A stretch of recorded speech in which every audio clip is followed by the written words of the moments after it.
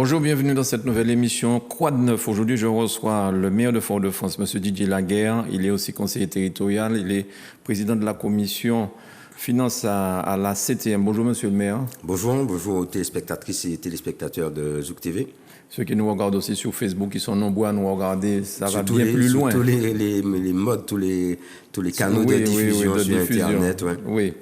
En tout cas, ça nous fait vraiment plaisir que vous soyez avec nous parce qu'il y a pas mal de sujets, effectivement, déjà la présidentielle. Est-ce que vous avez été surpris par le vote des Martiniquais? Surpris, oui, quand même, Oui. par le vote des Martiniquais au second tour. C'est pas, comment je vais dire, c'est pas anodin un vote Le Pen en Martinique, en Outre-mer d'une façon générale, pour un peuple qui a été colonisé, dominé, esclavagisé et autant maltraité, qui a subi les affres du racisme, de la négation de notre humanité. Mais à votre avis, c'est pas anodin. Est-ce que c'est un vote de protestation contre Emmanuel Macron en réalité? Et donc c'est révélateur d'une profonde colère du peuple martiniquais. Et dans les Outre-mer en général, c'est révélateur d'une profonde colère, d'un profond malaise. Il faut entendre ce choix. Il y a aussi une part d'adhésion. Il ne faut pas non plus se cacher derrière notre petit doigt. Il y a une part d'adhésion d'une partie de la population aux thèses d'exclusion. Hein. Je rappelle que quand on regarde l'histoire, le Front National, depuis le Rassemblement National, augmente son nombre de voix de façon continue. Donc ça veut dire qu'il y a aussi des gens qui adhèrent à certaines thèses. Et donc il faut que nous en prenions conscience. Il faut que, évidemment, nous, en tant que responsables politiques, en tant qu'élus locaux, il nous faut agir sur tous les fronts, à la fois pour faire entendre cette colère du peuple martiniquais, cette souffrance de ce peuple, ce mal développement, ces problèmes qui ne sont pas résolus au fil des décennies, des changements de pouvoir depuis déjà beaucoup de temps. Et pourtant, beaucoup de politiques, presque tous les politiques disaient pas un seul vote pour Marine Le Pen. C'est normal. Et on a l'impression là que les politiques n'ont pas été écoutés. C'est pas la première fois. Hein. Ouais. C'est pas la première fois. On fait comme si c'est la première fois que les élus, que les consignes des partis politiques, plus que les élus d'ailleurs, que les consignes des partis politiques ne sont pas suivies. C'est déjà arrivé. Rappelez-vous le 7 décembre 2003. Les consignes des partis politiques qui appelaient à voter oui pour l'Assemblée unique n'ont pas été suivies. Donc c'est pas la première fois que ça arrive. Maintenant, on a surtout à analyser en profondeur les raisons de cette colère. Et on a un certain nombre de ces raisons. On a des problèmes de pouvoir d'achat, on a des problèmes de niveau de vie, on a des fins de mois qui commencent de plus en plus tôt dans le mois pour un nombre de Martiniquaises et de Martiniquais qui est de plus en plus élevé. Donc une vraie difficulté à survivre au quotidien et une vraie difficulté à se projeter dans l'avenir par rapport à ses enfants. Et donc, ces difficultés, cette colère, cette tension sociale qui s'est exprimée, la gestion de la crise sanitaire, et ce sentiment que le peuple martiniquais n'est pas entendu du gouvernement de Paris dans ces problématiques. Et on a eu plusieurs éléments qui renforcent ce sentiment de ne pas être entendu et que nos problématiques, nos spécificités ne sont pas prises en compte. Et donc ça a généré et ça génère cette colère qu'il faut pouvoir apaiser, il faut pouvoir apporter des réponses. C'est notre responsabilité d'élus et de politique, mais c'est aussi la responsabilité première du gouvernement et à la tête duquel on a un président de la République. Il faut que le pouvoir parisien entende le cri et la souffrance du peuple martiniquais et des peuples d'outre-mer d'une façon générale. Sinon, le fossé va continuer à se creuser et on rend ce genre de choses possibles. Alors vous parlez de souffrance, vous me disiez hors antenne tout à l'heure là, vous êtes maire de la plus grande ville de la Martinique. Et ce week-end, la Guadeloupe a beaucoup souffert, en tout cas les villes comme Abim, Gouzier, tout ça, et vous me faisiez part de votre solidarité et de votre peine pour le peuple guadeloupéen. Pour le peuple guadeloupéen, oui, on a eu des morts. Oui. Donc c'est dramatique. Des événements, ça nous montre aussi que nous sommes peu de choses face aux événements naturels et aux éléments naturels et climatiques. Surtout on est encore en période de carême. Ouais. C'est très paradoxal. On vient d'avoir un arrêté du préfet qui nous demande de gérer la ressource en eau. Pour pouvoir avoir de l'eau potable au robinet et en même temps à 250 km on a un peuple guadeloupéen qui est durement frappé par des inondations. Et vous voyez, à ce moment-là, ok, on va voir sur les grandes chaînes françaises d'information, on va voir, voilà, il y a eu des inondations et il y a eu 2 morts, 3 morts en Guadeloupe. Et puis après, aujourd'hui, c'est déjà terminé, c'est bouclé, c'est fini, on est passé à autre chose. Et passer à autre chose alors que la souffrance est là tout le temps, génère une frustration, génère une incompréhension, génère des attentes de plus en plus fortes. Et donc, conduit à parfois des choix, des décisions du peuple qu'on ne partage pas, parce que on peut me dire ce qu'on veut, hein, ce courant de pensée politique est un courant qui ne reconnaît pas d'humanité collective, qui ne reconnaît pas l'appartenance de tous à la même humanité, mais qui au contraire catégorise, exclut en fonction des origines, en fonction des couleurs, en fonction de... on est français, on n'est pas français, c'est quoi être français? Voilà. Ouais. On peut se poser plein de questions à ce sujet. Et donc ce courant de pensée-là avec lequel on ne partagera, et en tout cas avec lequel je ne partage aucune valeur. Alors, vous me disiez aussi votre peine, monsieur le maire, parce que vous avez été reçu ici par le plus grand et vieil animateur français. Momo. Momo, et vous avez été reçu par lui plusieurs fois dans son émission Micro Rouge. Et il a même réussi à me faire chanter. J'ai été reçu plusieurs fois dans son émission. Je l'ai reçu en mairie à plusieurs reprises. Je suis aussi allé à son domicile régulièrement. La semaine dernière, j'étais à Rivière-Blanche chez une de ses voisines pour regarder les problématiques d'écoulement de la ravine, de la rivière derrière les maisons. Et je pensais à lui. Parce que chaque fois que je vais là, je vais chez lui, en quelque part. Et donc, c'est un moment douloureux. Moi, j'ai été élève au lycée de Bellevue à une époque où Maurice Alcindor travaillait. Au lycée de Bellevue. Il était déjà connu, célèbre, et donc nous, jeunes, on voit ce personnage célèbre dans le lycée à côté de nous. Donc mes souvenirs remontent loin avec lui. C'est une grande perte pour le peuple martiniquais. Et je profite, puisque nous sommes en direct, ceux qui nous écoutent en ce moment, que ce soir, c'est la veillée au salon d'honneur du stade. Demain soir. C'est demain soir? Il me semble que c'est mercredi soir, oui, au salon d'honneur du stade Pierre-Aliquer. Voilà. C'est mercredi soir. Mercredi soir et l'enterrement le lendemain. La demande a été formulée. Comment je peux refuser à Maurice Alcindor le salon d'honneur du stade pour permettre à un maximum de personnes qui souhaitent se recueillir, qui souhaitent accompagner la famille. Et j'en profite pour adresser mes sincères condoléances à ses enfants. Sa fille était là. Je me souviens que sa fille était là quand il m'avait fait chanter. Donc mes sincères condoléances à sa famille. Et pour moi, c'est normal, naturel de mettre à disposition l'équipement, d'autant qu'il n'y avait pas, ça c'est important, il n'y a pas de match. Il n'y a pas de match. Parce que quand il y a match, c'est difficile de mettre à disposition. Et donc voilà, ce sera au stade Pierre-Aliquer et on va l'accompagner pour son dernier voyage. Alors, j'aime à le dire parce que ça me rappelle aussi un moment douloureux pour la bonne Amanou, quand nous avons perdu Roland Toussaint. Vous étiez à Paris et j'ai pu vous avoir au téléphone pour vous faire cette demande, pour faire la veillée de Roland, et tout de suite, vous m'avez dit oui, c'est bon. Je fais le nécessaire. Donc, je voulais vous remercier une fois de plus, même si ça fait quelques années plus tard. C'est pas nécessaire de me remercier, mais ce sont des personnalités qui ont marqué leur... Coiffeur à Terre-Saint-Ville, tant d'années. leur entourage qui ont marqué le peuple martiniquais dans leur mode musical, au coiffeur au Théâtre Saint-Ville. C'est un environnement, c'est un pan de notre histoire, de notre culture qui s'en va.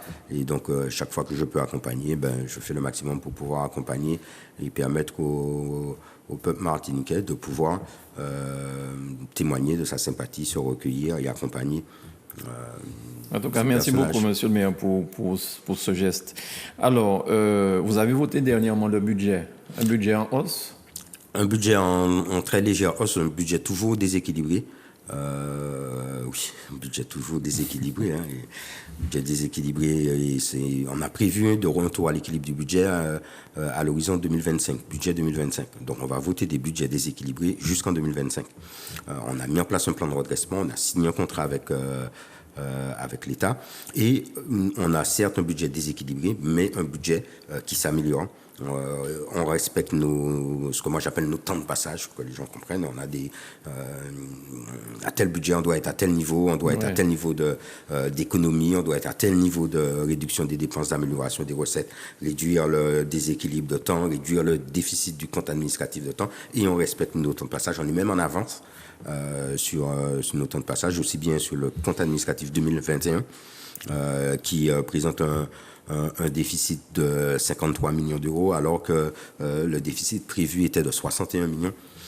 Donc on est en amélioration, on est en amélioration sur nos dépenses d'une façon générale, et en particulier sur les dépenses liées aux ressources humaines, puisqu'on avait prévu 96,5 millions sur 2021 et on a réalisé 94,6.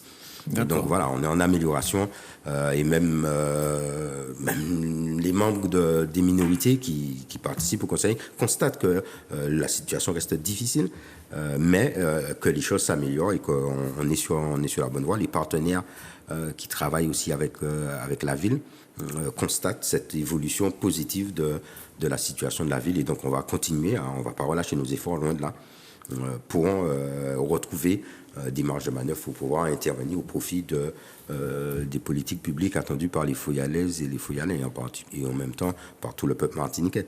Comment on peut expliquer cette difficulté financière pour une collectivité comme la ville de Fort-de-France? Est-ce que c'est parce que le gouvernement ne donne pas ce qu'il devrait donner? Je suis quelqu'un d'honnête. Si vous prenez une ville comme celle de Fort-de-France, une ville de 80 000 habitants en France, ou 100 000 habitants en France, oui, il y a un écart. Il y a un écart non négligeable. Je le dis depuis plusieurs années. Et je suis honnête, je dis les choses telles qu'elles sont. Je ne cherche pas. Ce n'est pas la seule explication. D'accord. Il y a des choix, on a fait des choix qu'on assume aussi. De développer un certain nombre de politiques, de mettre en œuvre un certain nombre de choses, aussi des choix de solidarité. Un des derniers choix en date, la ville de Fort-de-France, dans une situation financière difficile et compliquée, donne un terrain pour une valeur de 1 million d'euros pour la construction du pôle universitaire de santé. Où il peut se faire payer le terrain. Mais c'est notre contribution à la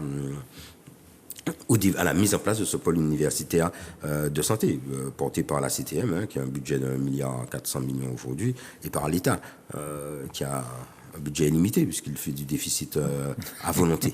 Et tout en demandant aux collectivités de ne pas en faire. Voilà. Mais lui, il fait du déficit et de l'emprunt pour payer son fonctionnement, parce que ça non plus, on ne le maîtrise pas bien. L'État a le droit d'emprunter pour payer ses dépenses courantes de fonctionnement, payer les salaires de ses fonctionnaires. C'est interdit aux collectivités. Voilà. Et il emprunte, voilà. Le président Macron dit bien un pognon de dingue. Hein. Oui, et quoi qu'il en coûte. Quoi qu'il en coûte, à qui? Oui. Au public. Quoi qu'il en coûte, à qui? Aux personnes, aux travailleurs, sociaux, aux travailleurs médicaux. On a vu ce que ça a donné lors de la crise sanitaire.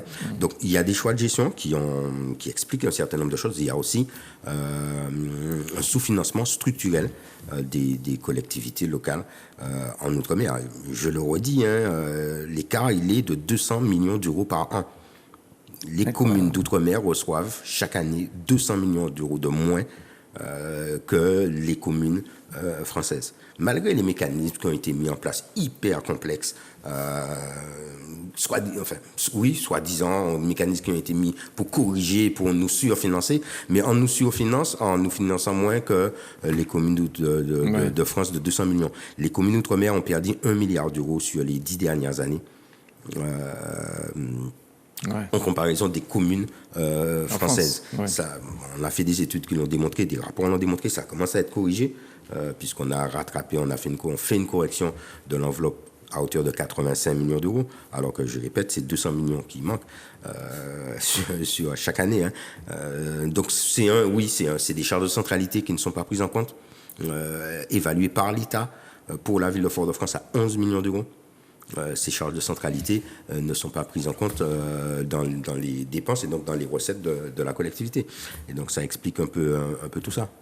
La ville de Fort-de-France est peut-être un peu trop généreuse parce que vous avez donné un terrain aussi à l'État, c'est pas à la CTM, à l'État, pour construire le palais de justice là à Fort-de-France. On devait vous donner le terrain. On a donné le terrain, on a fait des échanges de terrain. On a obtenu le terrain du 118, l'ancienne prison et gendarmerie, le terrain qu'on appelle maintenant ex-gendarmerie. Et puis, il y avait aussi le terrain du palais de justice, aujourd'hui espace Camille d'Arcière, qui devait rentrer aussi dans l'échange de terrain.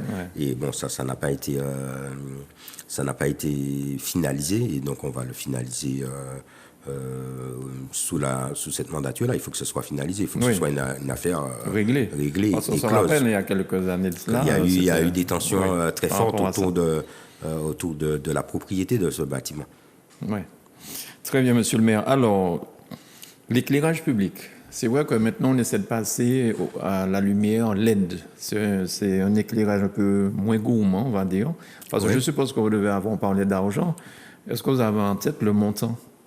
2 millions. 2 millions par an? Par an. Pour l'éclairage public à Fort-de-France. La facture EDF de la ville, c'est 2 millions d'euros par an. Les gens peuvent croire que vous ne payez pas l'électricité. Ah, si, on paye. 2 millions par an. On paye l'électricité sur l'éclairage public, on paye l'électricité dans nos bâtiments, dans les écoles, on paye. Oui, c'est un poste de dépense important pour toutes les collectivités. Et c'est un poste de dépense qu'il nous faut à la fois réduire pour des questions financières, mais qu'il faut aussi réduire et modifier pour des questions de préservation de notre environnement. Bien sûr. Les événements qu'on a eus en Guadeloupe ne sont pas directement liés, mais ne sont pas totalement déconnectés des problématiques de réchauffement climatique et d'événements pluvieux qui sont de plus en plus violents dans nos pays, et donc qui entraînent des conséquences qui peuvent être de plus en plus graves. Donc on a un éclairage public qui aujourd'hui est défaillant, parce que il a vécu, il est âgé, il est vieux, on va dire ça comme ça, il est à rénover totalement. On a fait des études ces dernières années sur les 18 000 points, parce que ça aussi on ne sait pas. C'est 18 000 points lumineux à Fort-de-France, éclairage public. Et donc sur les 18 000 points lumineux, c'est mort. Hein. Il faut rénover tout ça, en profiter pour passer à la LED, en profiter pour expérimenter aussi l'utilisation des panneaux solaires, de l'éclairage public solaire. Donc on a fait les études, il y en a pour 15 millions d'euros de travaux qu'on a séparés en 2 tranches, et on a lancé là la première tranche qui fait un peu moins de 9 millions d'euros de travaux. Alors on parle bien de 15 millions, pas 15 000 euros. Non, 15 millions d'euros. Est-ce que vous avez fait ce partenariat PPP Non, on n'a pas fait de contrat de partenariat public-privé. On a une convention avec EDF qui finance 30% du coût de la rénovation. On a également des fonds européens, des fonds d'État. Et donc on a un dossier qui est bien financé, qu'on a inscrit au budget, lors du vote du budget. Et donc les travaux vont commencer, les études ont commencé là, et les travaux vont commencer dans les jours prochains, courant du mois de mai. Et donc on va commencer à rénover complètement l'éclairage public. Il y en a pour 4 ans de travaux, et parallèlement on intervient en dépannage, mais comme on dit, hein, c'est laver la main au suivi à terre. Vous avez tout le réseau qui est mort, vous venez dépanner un bout. Quand vous dépannez un bout, ben, c'est l'autre bout qui tombe. C'est comme chez nous, hein, c'est comme une voiture. Quand vous commencez, la voiture, ça va, elle a vécu. Vous commencez à vous réparer là. Quand vous avez fini de réparer là, c'est là qui tombe. Là, après, c'est là qui tombe. Et au final, vous vous rendez compte que vous dépensez plus à faire de la rénovation. Plus à faire de la réparation qu'à la changer. Ben là, on est arrivé à ce stade-là. Donc, on poursuit le travail avec des équipes qui sont moins importantes que ce qu'on avait avant, il faut aussi le dire, qui ont été durement touchées par le Covid, et donc qui sont en sous-effectif. Et donc, on intervient sur la réparation, mais on part dans une rénovation complète de l'éclairage public. Alors, vous parliez des aléas climatiques. Vous avez récupéré là où les bus de Mosaïque étaient sur le bord de mer, là. Oui. Qu'est-ce que vous pensez faire comme... Almadi, Alizé-Gatier. Alizé-Gatier. Oui. Oui. Qu'est-ce que vous allez faire, monsieur le maire, de cet espace? On va aménager cet espace durablement. Oui. Et donc, on a des projets d'aménagement qui sont à réactualiser, qui sont portés par la CACEM. Mais en attendant que ces aménagements puissent être faits, on a lancé, depuis que la CFTU a annoncé qu'elle allait effectivement partir, hein, ça fait 15 ans que la CFTU doit partir, et donc depuis que la CFTU nous a dit, bon, c'est bon, on part, le centre technique va être livré au mois de décembre, donc on partira au mois de décembre. On a engagé des discussions à travers des forums participatifs avec la population du secteur, l'ensemble des associations, population du secteur, acteurs économiques, pour qu'ensemble on voit ce qu'on fait sur le site. Et on est tombé d'accord sur un certain nombre d'éléments, comme par exemple qu'il faut préserver absolument un parcours piéton le long de l'enrochement et le long du front de mer. Il faut qu'on ait à la fois des activités économiques qui apportent une plus-value au quartier, et en même temps des activités culturelles, sportives. Donc nous sommes en train de travailler tout ça. La première étape, c'est la dépollution du site. Parce que vous avez des activités mécaniques auto, etc. Vous avez des activités polluantes. Quand vous garez des véhicules, vous avez des écoulements et vous avez une dépollution du sol à faire. Donc là, les travaux de déconstruction ont commencé et la dépollution va intervenir dans la foulée. Et ensuite, j'espère que très rapidement, dans les prochains mois, parce que la dépollution ne va pas durer très longtemps, donc j'espère que d'ici les grandes vacances, on pourra commencer à prendre possession du lieu, population et collectivité. D'accord. Merci beaucoup pour cet éclairage, sans vouloir faire de jeu de mots. Alors, la CTM, le pouvoir d'achat de la CTM, mais la CTM a parlé aussi, le PCE, le président de Chimie, a parlé éventuellement de réunir le Congrès. Le Congrès, pourquoi, monsieur le maire? Est-ce que c'est pour finalement faire un pas de plus vers l'autonomie? Alors, le Congrès, pourquoi? On a vu avec les élections présidentielles, même si ça avait été annoncé avant, et même si donc la volonté du président Serge Letchimy, mais des élus, qui ont tous unanimement, tout groupe confondu, dit ok, c'est une très très bonne idée, on adhère et on y va ensemble, même si après on entend les gens se démarquer, les élections arrivent, hein. Donc après il faut jouer le jeu politicien. Mais bon, tout le monde a dit ok, c'est très bien, super. Pourquoi? Parce que dans la réalité, on le disait tout à l'heure, prenez le cas de la crise sanitaire.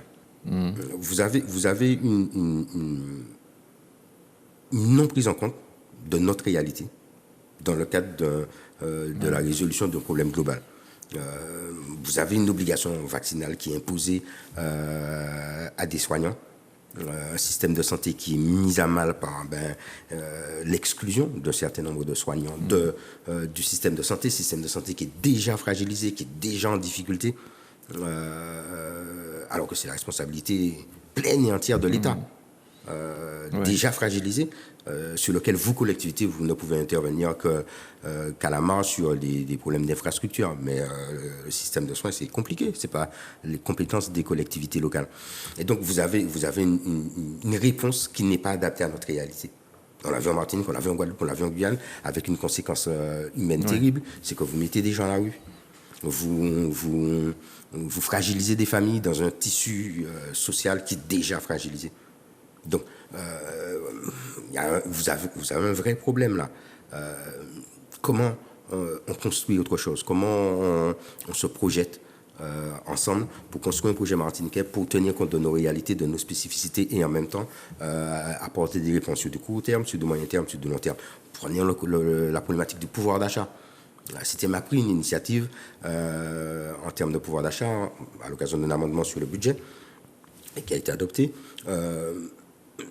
pour pouvoir agir dans le domaine du pouvoir d'achat. Mais en réalité, les élus martiniquais, ils ont la possibilité de dire le prix de la bouteille de gaz, ce sera tant? Non. Oui. Les élus martiniquais peuvent dire au préfet, non, on n'est pas d'accord que le gaz prenne 1 euro, 2 euros, 3 euros. Mais on n'a pas la possibilité de parler d'encadrement des prix, de fixation des prix, de demander des comptes aux gens, etc. Et donc, vous avez comme ça un certain nombre de domaines. Dernier exemple. On nous soumet à l'Assemblée de Martinique. La Martinique est une île, entourée d'eau, confrontée aux problématiques climatiques, au réchauffement climatique, à la montée des eaux. Le maire du Prêcheur se bat. Le maire de Fort-de-France est directement concerné par la montée des eaux. On a des groupes de pompes qui sont 24 heures sur 24 opérationnels avec des agents d'astreinte, donc des gens qui sont là, payés pour ça, 24 heures sur 24 à Volga-Plage, pour que si jamais la pompe ne démarre pas, que dans la demi-heure, l'agent puisse nettoyer, faire démarrer la pompe, sinon le quartier est inondé. Oui. Bon, il n'y a pas beaucoup de villes en France qui subissent ce genre de problématique-là. Le gouvernement prend une ordonnance, donc légifère à la place du Parlement, fait une loi à la place du Parlement à travers une ordonnance, c'est ça, une ordonnance. Donc il prend la décision à la place du Parlement sur comment on va gérer ces problématiques de recul du trait de côte, c'est-à-dire d'érosion et de grignotage de la mer sur les côtes martiniquaises. On le voit, toutes nos communes, il y a 4 communes de mémoire, Mont-Rouge, Ajoupa-Bouillon, Font-Saint-Denis, un peu plus quand même. Goumonde et Saint-Esprit, qui n'ont pas de côte. Oui. D'accord? On a des rivières, cependant. Mais pas de côte. Oui. La mer, elle avance. Donc ça veut dire que votre territoire recule. Oui. Le gouvernement prend une ordonnance pour dire comment on va gérer ça. Comment on va déplacer des populations. Comment on va faire des réserves foncières pour pouvoir déplacer des populations. Qui va payer le déplacement de la population? Comment on va gérer ce problème-là? C'est pris en concertant effectivement la collectivité territoriale de Martinique. On reçoit la demande de consultation en urgence. La collectivité doit donner un avis rapidement que le gouvernement, oui, mais c'est un avis consultatif. Que le gouvernement suit ou pas. Voilà. Et ensuite, il prend sa décision. Quand c'est pas déjà publié, quand nous, on va se prononcer. Ouais. Si on ne se saisit pas d'un certain nombre de questions, sur la question du trait de côte, sur la question de la mer qui grignote, pas qui va, mais qui nous grignote. On le voit sur les plages, on le voit quand on va sur le littoral, on le voit sur les maisons où la mer est de moins en moins loin. Parfois, elle est déjà entrée dans la maison. Sauf que là, on n'est pas sur des résidences secondaires de personnes qui vivent dans les grandes métropoles françaises. Oui. On est sur une partie de population qui est en difficulté sociale. Oui. Et qui, même si vous lui donnez une indemnité pour qu'elle aille se reloger, ne pourra pas se reloger. Donc on a un traitement spécifique à avoir. À quel moment nous on réfléchit, à quel moment nous... alors on nous dit, oui, vous pouvez toujours vous autosaisir et faire des propositions. Mais l'histoire nous a montré que ça ne fonctionne pas. Et donc il faut aussi qu'on puisse se mettre d'accord ensemble avec l'ensemble de la population et du peuple martiniquais. Les corps constitués, c'est pas une affaire d'élus entre eux, c'est une affaire martiniquaise, mais il faut qu'on puisse se mettre d'accord sur un certain nombre de domaines sur lesquels il nous faut pouvoir avoir davantage d'initiatives pour apporter des réponses concrètes aux besoins de la population. Il faut pas qu'on se trompe. La politique, c'est apporter des réponses aux problématiques de la population. C'est pas juste apporter la réponse du quotidien sans que cette réponse ne soit durable. Donc quand on est dans une situation d'urgence comme celle qu'on vit aujourd'hui et qu'on vit depuis longtemps, il faut à la fois apporter une réponse au quotidien, soulager la douleur immédiate, mais ne pas oublier qu'il faut construire les solutions, il faut construire pour que cette douleur-là s'estompe. C'est comme quand vous soignez, il faut soigner le symptôme. Vous prenez un truc pour soigner le symptôme, vous prenez l'efferalgan. L'efferalgan fait tomber la fièvre, mais si vous n'avez pas soigné l'origine de la fièvre...